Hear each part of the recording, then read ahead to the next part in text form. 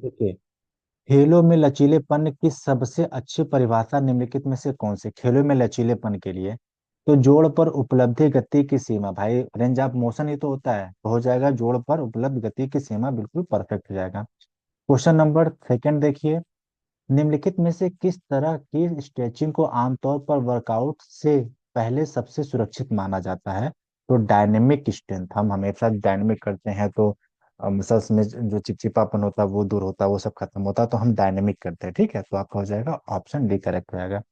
Question number third देखिए, कौन सा कारक सीधे लचीलेपन को प्रभावित नहीं करता है, तो जाहिर सी बात है रक्त का प्रकार थोड़ी करेगा, आयु संयुक्त रचना ये सब करेगा, त्वचा गति ये सब करेगा, लेकिन रक्त का प्रकार नहीं करेगा। क्वेश्चन नंबर नेक्स्ट देखिए, क्वेश्चन नंबर फोर, कि एथलीटों के लिए लचीलेपन में सुधार का क्या लाभ है, इसके एथलीटों के लिए लचीलेपन में क्या सुधार है, तो चोट लगने पर जोखिम कम होना, यही आपका क्या होता है, लचीलेपन में सुधार का कारण होता है। क्वेश्चन नंबर फाइव, निम्नलिखित में से कौन सा स्थैतिक निष्क्रिय लचीलेपन का उदाहरण है, तो क्या है, साथी की मदद से हैमस्ट्रिंग स्टेज को पकड़ना, यही क्यों, क्योंकि स्टैटिक है, डायनेमिक में हम क्या करते हैं अपने आप करते हैं, लेकिन स्टैटिक में क्या करते हैं साथी की मदद, हमें दूसरे की मदद होती है, फिर इससे हम हेमस्ट्रिंग स्ट्रेचिंग या किसी भी पार्ट का करते हैं, तो आपका हो जाएगा option B is the correct answer. Next चलते क्वेश्चन नंबर सिक्स, गतिशील लचीलेपन में शामिल है, क्या है, गति का प्रयोग करके स्ट्रेचिंग आपका परफेक्ट हो जाएगा। अगला क्वेश्चन, ये मर्ज क्यों है भैया, हम्म, हम्म। अगला देखिए, सक्रिय और निष्क्रिय लचीलेपन में क्या अंतर है, अगर जूम थोड़ा सा कट रहा हो तो जूम कर लीजिएगा अपने, अगर छोटा दिख रहा होगा। सक्रिय और निष्क्रिय के बारे में चर्चाएं कर लेते हैं, इसमें क्या अंतर होता है, तो अंतर देख लीजिए, सक्रिय मांसपेशी के संकुचन की आवश्यकता होती है, निष्क्रिय को बाहरी बल की आवश्यकता होती है, ठीक, जैसे हम और नवीन है, तो निष्क्रिय में हमें इनकी आवश्यकता पड़ेगी, लेकिन सक्रिय में हम क्या करते हैं, मांसपेशी संकुचन की आवश्यकता होती है, तो आपका बीज द करेक्ट आंसर, बाकी सब गलत है।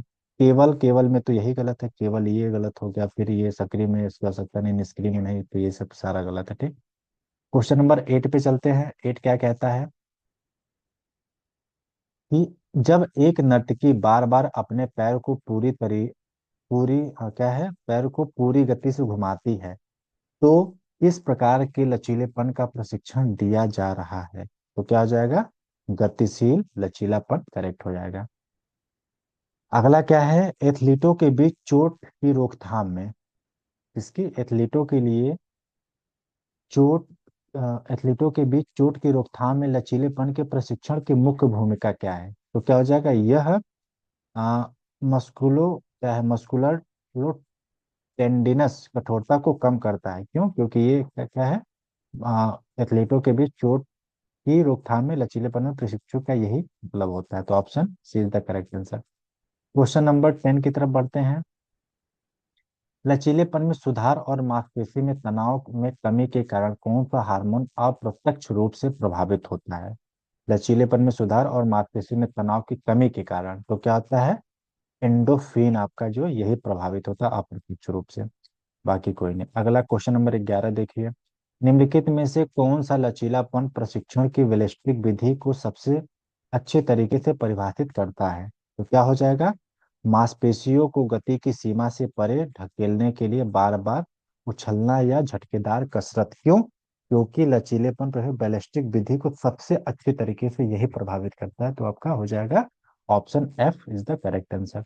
क्वेश्चन नंबर 12 देखिए, बैलिस्टिक स्ट्रेचिंग को अगर ठीक से न किया जाए तो निम्नलिखित में से कौन सा संभावित जोखिम आपका होगा, तो क्या हो जाएगा, मांसपेशी में खिंचाव या टूट हो जाएगा, यानी कि रैप्चर, स्टेन और टीयर आपका होने की संभावना प्रबल हो जाएगी। क्वेश्चन नंबर 13 देखिए, बैलिस्टिक स्ट्रेचिंग के बारे में निम्नलिखित में से कौन सा कथन गलत है, क्या है, यह लचीलेपन को जल्दी से बेहतर बना सकता है, ये आपका तो सही है, इसमें से पूछा क्या है कि गलत क्या है, तो गलत क्या हो जाएगा, इसे उचित वार्म अप के बिना किया जाना चाहिए, ऐसा होता है क्या, तो ऐसा नहीं होता है, तो ऑप्शन सी इसका गलत हो जाएगा।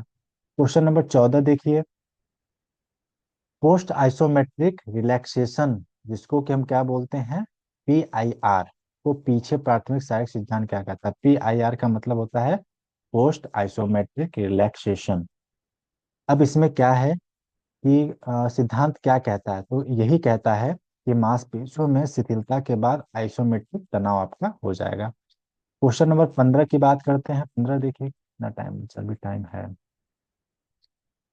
पोस्ट आइसोमेट्रिक स्ट्रेचिंग विधि में आइसोमेट्रिक संकुचन आमतौर पर कितने समय तक रहता है, तो आपका 5 से 7 सेकंड आपका बिल्कुल करेक्ट और अप्रोप्रिएट हो जाएगा। क्वेश्चन नंबर 16 देखिए, कौन सा मिलान गलत है।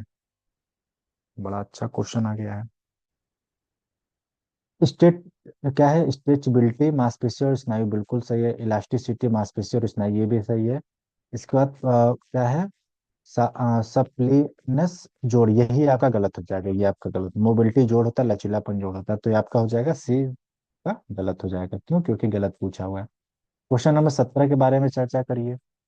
पोस्ट आइसोमेट्रिक स्ट्रेचिंग, पीएनएस जिसको बोलते हो, प्रोसेप्टिक न्यूरोमस्कुलर फेसिलेशन, जिसको शॉर्ट हैंड में बोलते हैं पीएनएस बोलते हैं। कभी कभी ये ना देखे पीएनएस ही पूछ देता है। तो इसमें क्या होगा, मिलान गलत है ना, तो गलत आपका। पोस्ट आइसोमेट्रिक स्ट्रेचिंग सबसे पुरानी विधि है, ये आपका गलत है।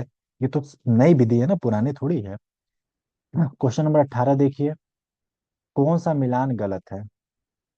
इसमें मिलान के बारे में देखना कौन सा गलत, तो देखते हैं। आइसोमेट्रिक खिंचाव के बाद 20-30 सेकेंड के लिए अधिकतम मांसपेशी खिंचाव, यही आपका क्या है, गलत है। आइसोमेट्रिक खिंचाव के बाद 20 से 30 सेकेंड के लिए अधिकतम मांसपेशी खिंचाव, ये आपका गलत है। बाकी इलास्टिक आपका सेकंड के एक अंश के खिंचाव में से ये सीधी खिंचाव पकड़ विधि आपका 3 सेकंड से 8। इसके बाद आइसोमेट्रिक खिंचाव का 6 से 7 हो जाएगा। यहाँ पे क्या दिया, 20 से 30 सेकंड दिया, तो यही आपका गलत जाएगा। बाकी सब सही है। ठीक, तो यहीं पे करते हैं क्लास को, वो बात।